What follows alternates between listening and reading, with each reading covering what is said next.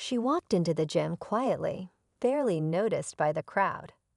A small, slender woman, barely 110 pounds, dressed in a plain hoodie and worn-out sneakers. Around her, the sound of weights clanging and heavy grunts echoed through the room. No one took her seriously. Some laughed. Others whispered, "What's she doing here?" Probably lost. One voice rang louder than the rest, the self-proclaimed Gym King, a towering 220-pound powerhouse known for his flashy workouts and louder ego. With a smirk, he called her 110-pound trash. The room chuckled along, assuming the story would end right there. But they had no idea who she really was. She didn't argue. She didn't defend herself. She just asked one question. How about one body shot? The room fell silent, the mood shifting from mockery to curiosity. People gathered around, phones out, expecting an easy show. Maybe even a little embarrassment. The Gym King flexed, grinned wide, and agreed without hesitation. After all, what harm could come from one shot from someone half his size? But what happened next, no one expected. In one swift motion, her fist connected with precision. Not wild force, but perfect timing. A liver shot, so clean, it dropped the 220-pound titan to his knees before he even understood what hit him. Gasps filled the gym. The laughter was gone. Eyes widened, and phones kept rolling. Who was she really? How did she land that knockout so effortlessly? And why did the Gym King look like he'd seen a ghost? This wasn't just a one-off moment. It was the beginning of a story no one saw coming. Stick around to find out the truth behind the mysterious woman who turned humiliation into one of the most unforgettable moments in gym history. Everyone in the gym stood frozen, unsure if what they'd just seen was real. The Gym King, known for bench pressing over 400 pounds and intimidating rookies for fun, was now on the floor holding his side, gasping for air. The woman, she simply stood there, calm, almost like she'd done it 100 times before. No celebration, no trash talk, just quiet confidence. People rushed over to check on him, while others stared at her, questions flooding their minds. Who was she? Her name was Maya, but that didn't mean much to the people there. No one had ever seen her train at this gym before.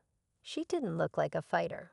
No muscle-packed frame, no fancy workout gear, no flashy attitude. She was just ordinary, or so they thought. What no one knew was that Maya had spent years away from the spotlight, training in silence. She wasn't trying to prove anything to anyone, at least not until now. Whispers started flying. Is she a pro fighter? That had to be luck, right? But those who replayed the video could see it clearly. Her form, her focus, the way she aimed exactly where it hurt most. This was no beginner's luck. She had precision, control, power, and something else even stronger, a reason. What brought Maya to that gym on that day? Why step into a place where she knew she'd be mocked? Why take on someone twice her size with all eyes watching? As word spread online and the clip went viral, people demanded answers. Who trained her? What was her story? And most importantly, what was she planning next? The Gym King had fallen, but the real story was just getting started. Because Maya wasn't done yet. Not even close. In the days that followed, the gym was never the same. The video of Maya's liver shot knockout spread fast. TikTok, YouTube, Instagram Reels. Everyone had an opinion. Some called her a hidden martial arts prodigy. Others said it was a fluke. The Gym King, whose real name was Brandon, went completely silent. No new posts, no gym selfies, no motivational speeches. Just silence. And for someone who thrived on attention, that silence was louder than anything else. But behind the scenes, Brandon was fuming. Not just from the pain in his side, but from the hit to his ego. Sponsors started pulling back. Some gym members stopped looking up to him. A few even started training with Maya, asking her for tips. He couldn't stand it. He needed to get his crown back, and he knew the only way to do that was to challenge her again, but on his terms. Meanwhile, Maya kept her distance. She came to the gym at odd hours, trained in the corner, never posted a single video herself. She ignored interviews, turned down brand deals. She wasn't chasing clout. But people kept digging. Rumors spread. She was ex-military, maybe even Malay underground, maybe even a former pro fighter who vanished after a scandal. None of it confirmed. All of it added fuel to the fire. Then came another twist. A former coach of Brandon's leaked a message. Apparently, Brandon had been warned not to underestimate smaller fighters. That video only made Maya look even more calculated. Now it wasn't just about one punch. It was about pride, legacy, and truth. The rematch wasn't officially announced, but people could feel it building. Two fighters, two paths, one unfinished story. And everyone was watching, waiting to see who would fall next. And why. The buzz around the gym grew louder every day. People stopped caring about their own workouts just to catch a glimpse of Maya or Brandon. Some swore they saw them exchange cold glances. Others claimed Maya was avoiding him. But something was in the air. Tension thick enough to feel. Everyone knew it was only a matter of time before something big happened. Brandon finally broke his silence with a post. A grainy clip of his old sparring sessions, edited to look like a comeback reel. The caption was simple. Asterisk redemption. Asterisk, the comments exploded. Is he calling her out? Is the rematch on?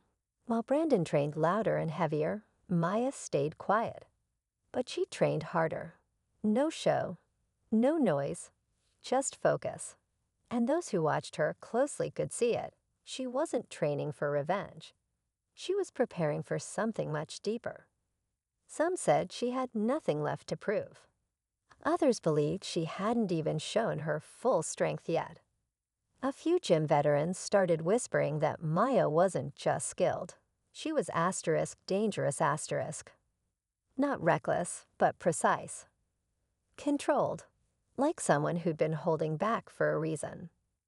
As pressure built, the gym owner stepped in, proposing a private sparring session with limited invite-only attendance. No social media, no cameras, just a quiet ring and raw competition. The invite reached both fighters. Maya didn't respond right away. Days passed. People thought she'd walk away. But then, one morning, a single word appeared on the sign-up board beside Brandon's name. Asterisk accepted asterisk. The room froze. No one spoke, but everyone knew. This wouldn't be just a rematch. It would be a reckoning. Two very different fighters, each carrying more than just muscle into that ring. And as the date crept closer, one question echoed in everyone's mind. What happens when silence meets pride? And neither backs down. The rematch was set, the air around the gym thick with anticipation. But just when things seemed to be heading toward a final showdown, something unexpected changed the game. 2 days before the private sparring match, a new face showed up at the gym. Not a stranger to everyone, some recognized him instantly. Coach Elias, a well-known fight trainer with a reputation for molding champions and breaking egos. He hadn't been seen in public for years. Word spread fast. Elias wasn't just visiting. He had come for Maya. Turns out he had trained her years ago, back when she was rising fast in underground circuits. But something had happened, a match that ended badly, an opponent hospitalized, and Maya vanished from the scene. No official records, no explanations, just silence. Until now. Elias didn't speak to anyone, but his presence said enough. If he was back, and if he was standing by Maya, it meant she wasn't just a skilled fighter. She was someone who had once been feared. This wasn't a comeback. This was unfinished business. And now it was more than just Maya versus Brandon.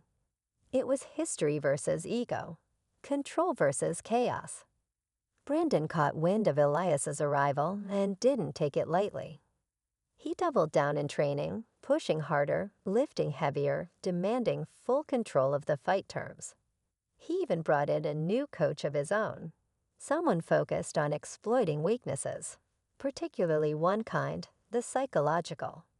Rumors swirled that Brandon had found footage of Maya's past fight, the one that drove her away.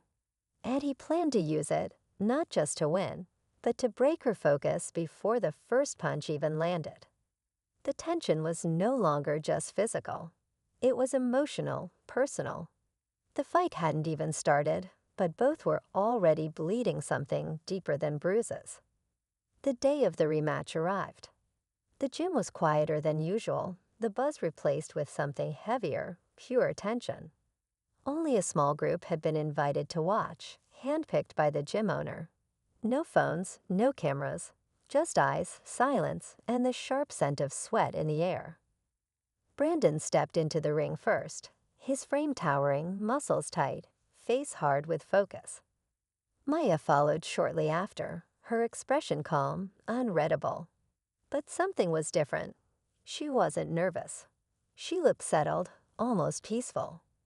Coach Elias stood in the corner, arms crossed, eyes fixed on her like he knew what was coming. The bell rang. Brandon charged in fast, determined to dominate early. He was aggressive, throwing heavy combinations, trying to corner her. But Maya slipped past every swing like water. She didn't rush. She waited. Then, as Brandon launched another wild right hook, she stepped in, sharp, precise, and landed a body shot that echoed in the silent gym. He staggered but didn't fall. This time, he stayed on his feet, fueled by pride and adrenaline. He grinned, tried to mock her again, until Maya leaned in and whispered something. No one could hear it, but whatever she said made his smile vanish. His footwork slowed. His swings turned desperate. In the final seconds of the round, she stepped forward, dodged a right cross, and planted a clean liver shot. The same one. He dropped. Everyone held their breath. But then came the twist. Maya didn't go to her corner. She knelt beside Brandon and said just loud enough, "Asterisk, you're not my enemy. You're my mirror." Asterisk. No one understood at first. But later, it came out, Brandon wasn't just a bully. He had trained under Elias once too. Before he lost his way, this wasn't just a fight. It was a reckoning for both of them. The gym stayed quiet as Brandon slowly sat up, not from anger or shame, but something deeper understanding. Maya didn't stand over him in victory.